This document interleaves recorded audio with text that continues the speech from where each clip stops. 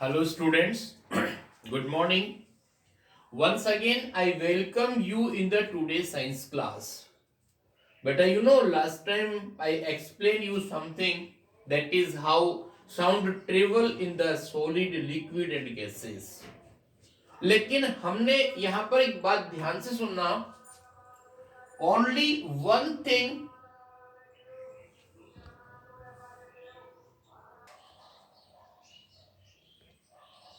Yes, sir. Once again, I welcome you.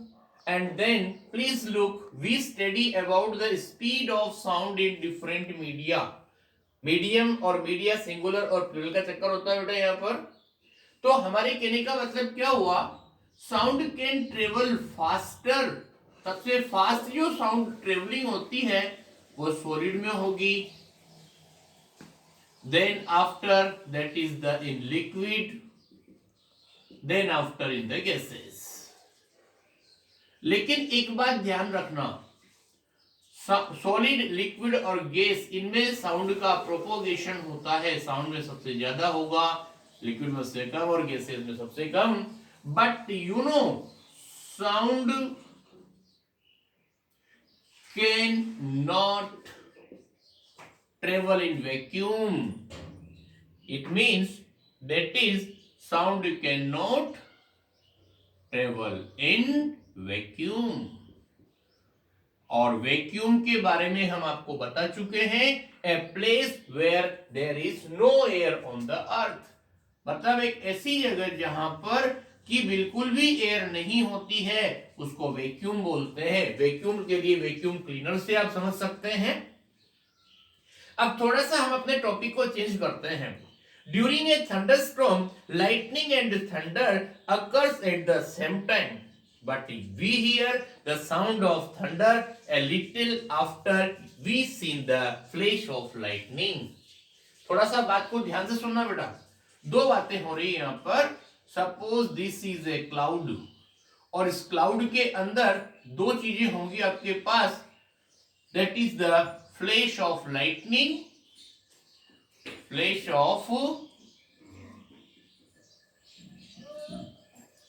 of lightning, or next one, that is the sound of thundering. Sound of thunder.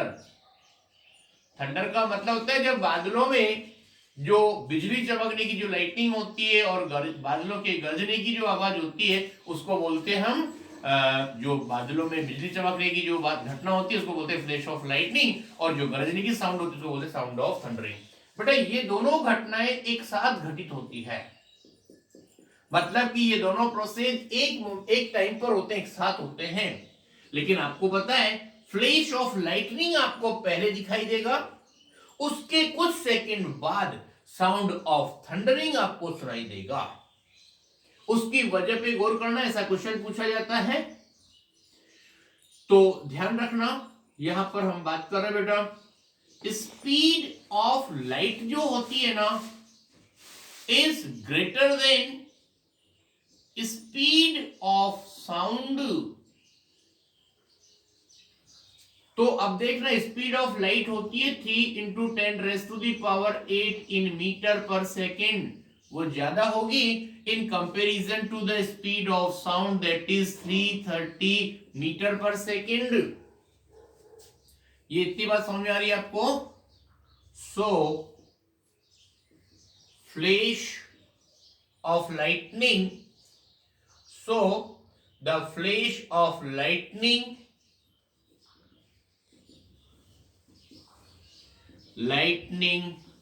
is seen before sound of thunder. मतलब कहने का क्या हुआ कि बिजली का जो फ्लैश होता है वो पहले दिखाई देता है. उसकी वजह बता रहे हैं. Flash of lightning is seen before the sound of thunder because speed of light is greater than speed of sound. इसी तरह की बातें और भी दिखाई देती है. जब आप किसी भी गन से फायरिंग करते हैं तो उसमें जो एक्सप्लोजिव होता है ना उसकी फायरिंग की लाइट आपको पहले दिखाई देगी और उसके कुछ सेकंड बाद आपको जो फायरिंग की साउंड सुनाई पड़ेगी। ऐसी ही बात यहां पर होती है। From the above described phenomena, we conclude that speed of light is much faster than speed of sound. वो तो हमने आपको बता भी दिया। Speed of light जो होती है वो 3 into 10 raised to the power 8 metre पर सेकेंड होती है और speed of sound जो होती है वो 330 मीटर पर सेकेंड होती है।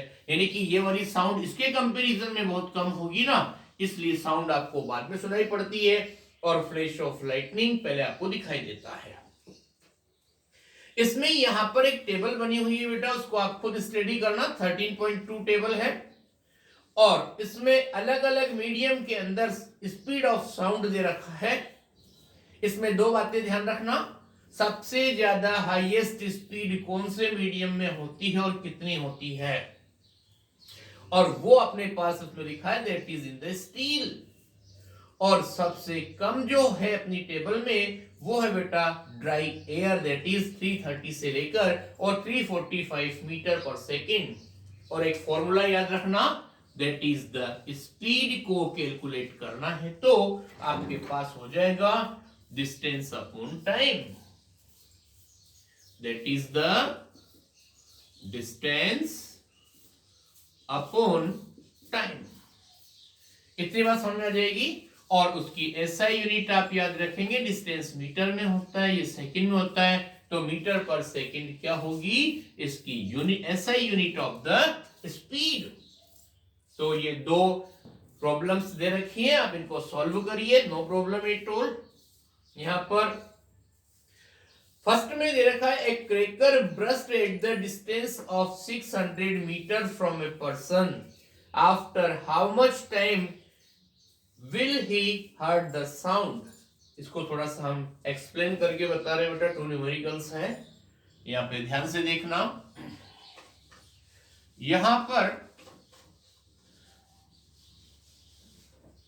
फर्स्ट नंबर में देखिए बेटा आपके पास that is the example number first और उसका सॉल्यूशन बता रहे हैं आपको, ध्यान से सुनना। इसमें पहले आपको दे रखा है distance is equal to 600 metre. Language पढ़ने के बाद क्या दे रखा है वो बता रहा हूं मैं आपको, दैट इज 600 मीटर। और स्पीड ऑफ साउंड आपको पता है, स्पीड ऑफ साउंड वो होती है 330 मीटर पर सेकेंड। तो आपको क्या निकालना है, दिस इज नॉट डिस्टेंस हो गया और 330 मीटर पर सेकेंड स्पीड हो गया, तो आपको क्या निकालना है टाइम, कितने टाइम बाद सुनाई पड़ेगी। तो ध्यान से देखना बेटा, यहां पर होता है बेटा आपके पास speed is equal to distance upon time. इसमें ध्यान से देखना, यहाँ पे भी मीटर लिखा है, यहाँ पे मीटर लिखा है, मतलब दोनों सेम है। अब आपको टाइमिंग निकालना है ना, तो टाइमिंग आप स्पीड की जगह इसका एक फॉर्मूला को कन्वर्ट कर लीजिए, टाइम इज इक्वल टू हो जाएगा डिस्टेंस अपॉन स्पीड। कैसे हुआ, इसको अपॉन 1 करके क्रॉस मल्टीप्लाई कर लीजिए, तो ये फॉर्मूला इस फॉर्म में कन्वर्ट हो जाएगा। और डिस्टेंस है आपके पास 600 और इधर है आपके पास में 330 और ये आपके पास आंसर आ जाएगा दैट इज 1.8 सेकंड के बाद आपको साउंड सुनाई पड़ेगी। इतनी बात समझ में आ गई। उसके बाद नेक्स्ट क्वेश्चन है बेटा एक और, इसको ध्यान से देख लेना एक बार।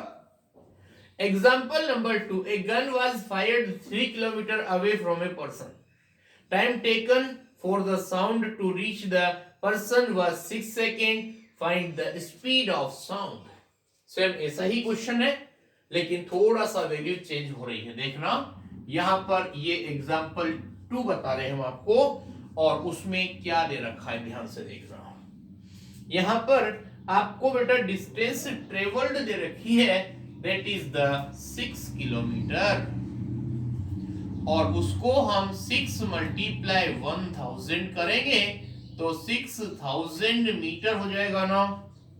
और speed of that is the, यहां पर आपको टाइम दे रखा है,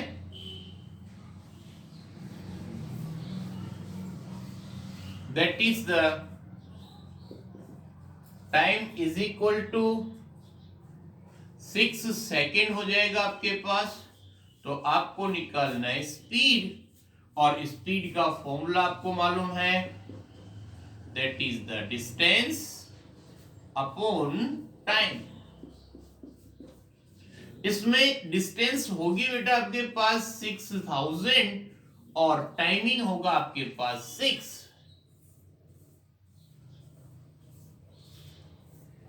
सॉरी जस्ट ए मिनट, यहां पर 6 की जगह पर 3 करना पड़ेगा आपको, और ये इस जगह वैल्यू 3 हो जाएगी और इस जगह पर वैल्यू 3, तो यहां पर ये 30 हो जाएगा। मतलब कि 6 5 जा 30, मतलब कि आपके पास स्पीड होगी 500 मीटर पर सेकंड की स्पीड होगी। ये आपका फाइनल आंसर होगा। उसके बाद सुनिए बेटा, अगला टॉपिक है we hear the sound through our ears. आपको पता है अपन जो साउंड सुनते हैं वो ह्यूमन बॉडी में एक सेंस ऑर्गन होता है ह्यूमन ईयर, उस ईयर की हेल्प से अपन डिफरेंट टाइप ऑफ साउंड को ऑब्जर्व करते हैं। वो किस तरह से होता है देखो हम बताते हैं आपको। Our ear is the organ that detect the sound, मतलब अगर अपने आसपास कहीं भी कोई साउंड आ रही होती है तो उसको डिटेक्ट करने का काम जो करता है ना वो ह्यूमन ईयर करता है। और अब सुनिए, it task to detect the interpretive the sound. आपने देखो यहां पर कुछ बातें बता रहे हैं हम आपको। Human ear has the following different parts. Human ear जो आपको दिखाई देता है उसके अंदर कुछ अलग अलग पार्ट्स होते हैं, और उसकी बात कर रहे हैं हम, that is the human ear has following parts, following parts। उसमें ध्यान से सुनना, फर्स्ट नंबर होगा बेटा आपके पास outer ear, outer ear, second number middle ear, और third number that is inner ear. कितनी बात समझ में आ गई? आउटर ईयर, मिडिल ईयर और इनर ईयर, इसकी बात कर रहे हैं। डायग्राम भी ध्यान से देखना। हर पार्ट का एक पर्पस होता है कि साउंड वेव्स को कलेक्ट करना और उसको आगे की तरफ ट्रांसफर करना। डायग्राम आप खुद देखना, अच्छा डायग्राम है। हो सकता है इनसाइड से draw a label diagram of human ear, ऐसा भी कोई क्वेश्चन आपको मिल जाए। पहले बेटा आउटर ईयर की बात कर रहे हैं। आउटर ईयर में लिखा है यहां पर इट कंसिस्ट ऑफ फ्लैप और पिन्ना। जो सबसे बाहर जो आपको पोर्शन दिखता है उसको बोलते हैं हम पिन्ना। उसके अंदर से 2 सेंटीमीटर लंबी ईयर कैनल निकलती है। जो आउटर ईयर होता है ना उसमें क्या निकलेगी? Ear canal. और वो कितनी होती है? That is the 2 centimetre in length. इतनी बात समझ में आ गई? Okay, that is known as the, इसको ईयर ट्यूब भी बोला जाता है। That is the ear tube. So this is clear now. और next one, the shape of pinna is like a funnel and outer ear also channels the sound waves reach the ear through the ear canal to the eardrum of the middle ear। अभी जो middle ear होता है ना, इसमें middle ear में कौन होता है? यहां पर ईयर ड्रम होता है। तो मतलब जो बाहर के आपके जो पिन्ना होते हैं वो साउंड वेव्स को कलेक्ट करेंगे, वो ईयर कैनल से होते हुए ईयर ड्रम तक पहुंचेंगे। और उसके बाद सुनिए आप, ईयर ड्रम कैसा होता है? Just like the like tightly staged membrane. मतलब किसी भी ड्रम वगैरह पर जो मेम्ब्रेन लगी होती है ना उस तरह की स्ट्रक्चर होती है। और ये जो ईयर ड्रम होता है ना इसमें क्या मिलेगी आपको? मेम्ब्रेन। और वो मेम्ब्रेन क्या करती है? मिडिल ईयर और इनर ईयर दोनों को सेपरेट करने का काम करती है। So please remember how the drum work to understand this one. Ear drum कैसे वर्क करता है उसके बारे में हम बताएंगे आपको, बट उससे पहले सुनिए आप, ear drum is like the stretched balloon. मतलब मान लीजिए आपके पास एक कोई प्लास्टिक का छोटा सा टिन कैन है, उसको ऊपर वाले पोर्शन को कट कर दिया और उस पर क्या कर दिया बेटा, अपन ने एक स्ट्रेच्ड बैलून लगा दिया, और नीचे की उसके ऊपर कुछ क्या कर दिया हमने, ग्रेन्स लगा दिए, और नीचे से बहुत तेज स्पीड से हम बोल रहे हैं, तो अपने बोलने से इसके जो ग्रेन्स है ऊपर व्हीट ग्रेन वो मूवमेंट करते हैं, जंपिंग करते हैं अप एंड डाउन। तो इसी तरह का काम होता है अपने ईयर ड्रम का। यहां पर देखना बेटा, इसमें मिडिल ईयर की बात बता रहे हैं, air filled cavity behind the ear drum. तो ईयर ड्रम के पीछे की तरफ क्या होता है, एयर फिलअप होती है, उसके अंदर 3 टिनी इंटरकनेक्टेड बोन्स होती हैं, उनका नेम होता है हैमर, एनविल और स्टिरिप। ध्यान से सुनना, ये मिडिल ईयर की बात बता रहे हैं, यहां पर 3 बोन्स मिलेंगी, that is the first name, it is the what, hammer. First bone का नाम जो होगा ये हैमर होगा, सेकंड जो बोन होगी दैट इज द स्टिरिप, और next number that is the anvil. Anvil और that is the stirrup, STIRUP। Okay, ये तीनों बोन्स जो होती है ना, ये किसके अंदर होती है, इसमें मिडिल में, और उसके बाद इनर ईयर में सेमी सर्कुलर ऑडिटरी नर्व्स होती हैं, और वो ऑडिटरी नर्व्स जो होती हैं that is the auditory nerve, और वो ऑडिटरी जो नर्व होती है उस कनेक्टेड टू द ब्रेन, तभी आप पहचान पाते हैं कौन सी साउंड किसकी आती है। ये इतनी सारी बात हमने पढ़ी बेटा, और अब हम नेक्स्ट टाइमिंग पढ़ेंगे आपके पास characteristic of the sound. Okay, thank you very much.